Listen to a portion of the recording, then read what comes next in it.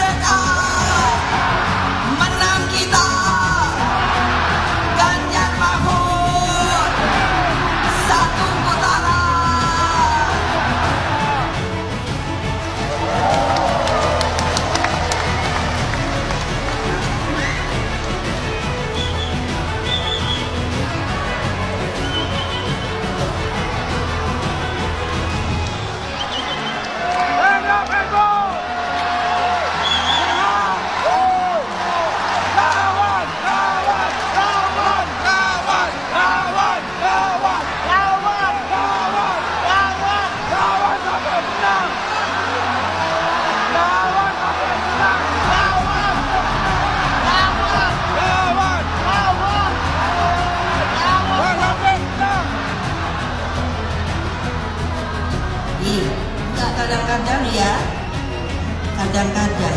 Woi, Bu Mega itu kasih semuanya buat Jokowi. Apa sih Jokowi yang nggak dikasih? Jadi wali kota dikasih, jadi gubernur dikasih, jadi presiden 2 kali dikasih oleh Bu Mega. Bahkan mantunya Jokowi jadi wali kota dikasih, anaknya jadi wali kota juga Bu Mega kasih. Terus kalian framing Ibu Mega itu jahat ke Jokowi. Dikit-dikit baperan, dikit-dikit dimasukkan hati. Yang terjadi nanti marah sana, marah sana, marah sana, benci sana, benci sana, benci sana. Gunanya apa? Padahal yang menentukan kemenangan itu adalah rakyat. Kedaulatan itu di tangan rakyat. Yang punya suara itu juga rakyat. Yang nantinya mencoblos itu juga rakyat. Karena jelek-jelek ini, saya adalah ketua umum Partai Demokrasi Indonesia Perjuangan. Kamu ini bukan kamu ini, maksud saya Pak Polisi lah, sama aparat lah, sama yang namanya Panglima lah, sama yang namanya ASN lah. Jangan sekali-kali lagi mulai hari ini. Dan saya ingin menegaskan kembali bahwa ASN, TNI, Polri, termasuk BIN harus netral. Termasuk BIN harus netral dan menjaga kedaulatan rakyat. KPU, Bawaslu, dan seluruh jajaran sampai ke daerah juga harus profesional dan memastikan integritas pemilu supaya suara rakyat benar-benar berdaulat.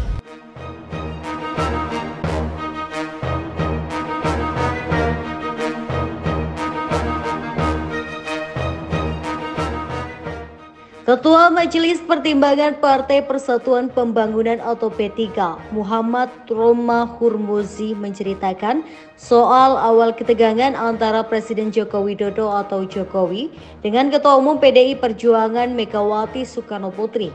Awal pembangkangan Jokowi terhadap Megawati bermula saat Kongres PDIP pertama setelah kemenangan Jokowi di pemilihan Presiden 2014 silam.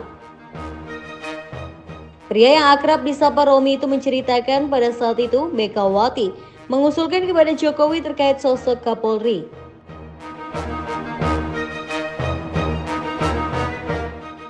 Akan tetapi kemudian BG sempat diusut oleh Komisi Pemberantasan Korupsi. Meski BG menang di pra-peradilan dan terbebas dari status tersangka, namun ia tetap dibatalkan menjadi calon Kapolri oleh Jokowi.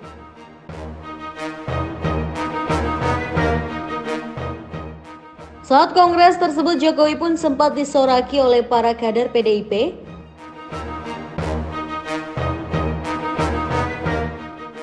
Romi menyaksikan kemarahan Megawati terhadap Jokowi pada saat itu. Menurutnya kemarahan itu lantaran BG batal jadi calon Kapolri. Ini di dalam Kongres Partai Bapak Presiden. Saya meminta dengan hormat bahwa PDI Perjuangan akan masuk ke dalam kabinet dengan jumlah menteri yang harus terbanyak.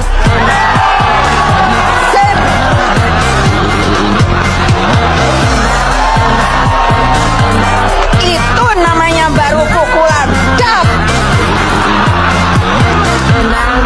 Ibu Mega,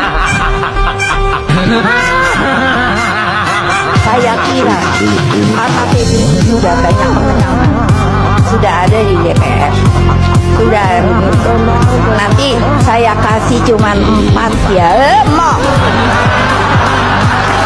tidak mau orang yang nggak dapat aja minta. Ya kita pantau PDIP kan PDIP Perjuangan yang kaderisasinya sebenarnya mandek di situ. Itu menyebabkan partai itu kehilangan momentum untuk mengembalikan Soekarnoisme. Jadi seolah-olah Soekarno kelelahan sehingga nggak ada lagi yang lirik itu. Padahal sebetulnya ikatan PDIP itu ada soal Soekarnoisme kan. Dan kelihatannya bagian ini yang justru hilang tuh, Soekarnoisme, Yunto Marhainisme nggak ada lagi. Ketika PDIP ditawan oleh oligarki itu, entah oligarki istana atau oligarki yang datang dari tradisi yang lain, tapi tetap PDIP kehilangan pek terhadap social justice. Jadi orang juga merasa ya apa yang dipertengkarkan, kalau Gibran misalnya dipanggil akan ditanya apakah Anda masih Soekarnois atau enggak. Kan cuma ditanya apakah Anda Prabowois atau Jokowis sebetulnya kan, atau Megais tuh. Jadi ini sebetulnya intinya, dan kita baca di media massa bagaimana pertengkaran dalam PDIP itu makin absurd itu. Oke, berarti ini sudah vis-a-vis begitu ya, menunjukkan bahwa perang terbuka, posisi berhadapan-hadapan antara Megawati Soekarno Putri dengan Presiden Jokowi sudah secara terbuka, terang benderang ya. Ini berarti titik puncaknya ya Mas ya. Betul. Jadi karena kalau sebelumnya kan kita mendengar dari orang nomor 2 seperti Pak Sekjen Hasto Kristianto atau elit PD Perjuangan yang lain. Nah, pernyataan Ibu Mega hari ini itu langsung disampaikan oleh veto player utama PD Perjuangan, sekaligus pendiri dan ketua umum terlama PD Perjuangan, dan lagi-lagi memberi semacam garis pemisah yang tegas antara apa yang dilakukan oleh Prabowo Gibran yang menurut saya direstui oleh Presiden Jokowi dengan apa yang diyakini oleh Ibu Mega yang jelas berbeda gitu ya, secara substantif, secara etis, dan secara hukum. Oke, ini juga berkali-kali, ini menarik sekali, Bu Megawati menyebutkan soal rezim otoriter dan praktik korupsi, kolusi, nepotisme. Praktik inilah yang kemudian mendorong adanya reformasi. Apakah ini bentuk peringatan dari seorang Megawati Soekarno Putri kepada Presiden Jokowi? Rezim otoriter dan praktik KKN ini, Mas? Peringatan sekaligus sindiran halus ya, kepada rezim Presiden Jokowi, karena sudah mulai muncul kritik dari kaum cendekia, bukan semata-mata Ibu Mega ya, tetapi termasuk pendukung Presiden Jokowi yang berasal dari kelompok akademisi maupun kalangan intelijensia seperti Gunawan Muhammad, seperti Butet Kertarjasa yang termasuk juga Profesor Ikrar Nusa Bakti yang merasa bahwa apa yang terjadi belakangan ini itu seperti bukan Presiden Jokowi yang mereka kenal selama ini. Jadi pernyataan keras Ibu Mega berkaitan dengan ancaman KKN, ancaman dinasti politik secara langsung tidak langsung itu langsung mengkritik sekaligus menyindir Pak Jokowi yang dianggap merestui majunya Mas Gibran sebagai cawapres Pak Prabowo. Jadi ini menurut saya penting diingatkan lepas dari motivasi elektoral, tetapi pernyataan Ibu Mega menurut saya justified karena bagaimanapun kita punya tugas dan misi suci untuk memastikan warisan reformasi yang kita perjuangkan dengan darah dan air mata itu bisa tetap survive siapapun presiden dan siapapun penerus Pak Jokowi di 2024 yang akan datang. Saya menghormati Ibu Megawati, saya sangat menghormati Ibu Megawati, tetapi saya sampaikan saya bukan bonekanya Ibu Megawati. Orang sudah tahu saya, orang kalau sudah mengikuti saya tahu siapa Jokowi. Gubernur Jawa Tengah Ganjar Pranowo menjawab dengan singkat terkait apa yang disampaikan oleh Ketua Umum PDI Perjuangan Megawati Soekarno Putri. Ya harus nurut, harus tegak lurus. Petugas partai itu Pak, untuk yang tidak harus, petugas partai harus nurut semua.